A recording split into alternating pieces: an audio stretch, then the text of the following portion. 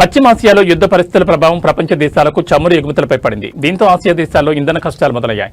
భారత్లో petrol, diesel సరఫరాకు కొద్ది రోజుల వరకు ఎలాంటి ఇబ్బంది లేదని, వాహనదారులు టెన్షన్ పడొద్దని కేంద్రం ఇప్పటికే స్పష్టం చేసింది. హమ్మయ్య అనుకునే లోపే ఆ పిడిగొచ్చి గ్యాస్ సిలిండర్ల సరఫరాపై పడింది.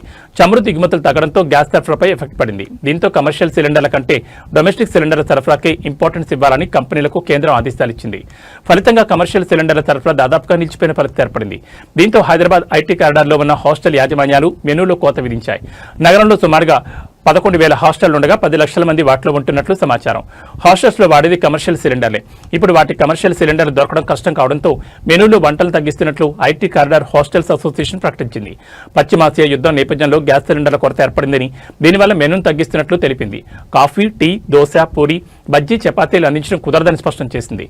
ఆయిల్ ఎక్కువగా ఉండే వంటకాలు అందించలేమంది. అలాగే సెల్ఫ్ కుకింగ్ ఆప్షన్ కూడా తాత్కాలికంగా ఆపేస్తున్నట్లు చెప్పింది. ఎక్కువసేపు ఉండాల్సి ఉన్న కూరను కూడా మెనూలో అందించలేమని పేర్కొంది. పప్పు, రసం, అన్నం, సాంబార్ వంటి వాటిని రెగ్యులర్ గా అందించగలమని వివరించింది. గ్యాస్ షార్టేజ్ తగ్గేంత వరకు వీటిని ఫాలో అవ్వాల్సిందిగా ఐటీ కారిడార్ హాస్టల్కు సూచించింది. ఈ మేరకు హాస్టల్లో ఉండే ఉద్యోగులు, విద్యార్థులు సహకరించాల్సిందిగా కోరింది.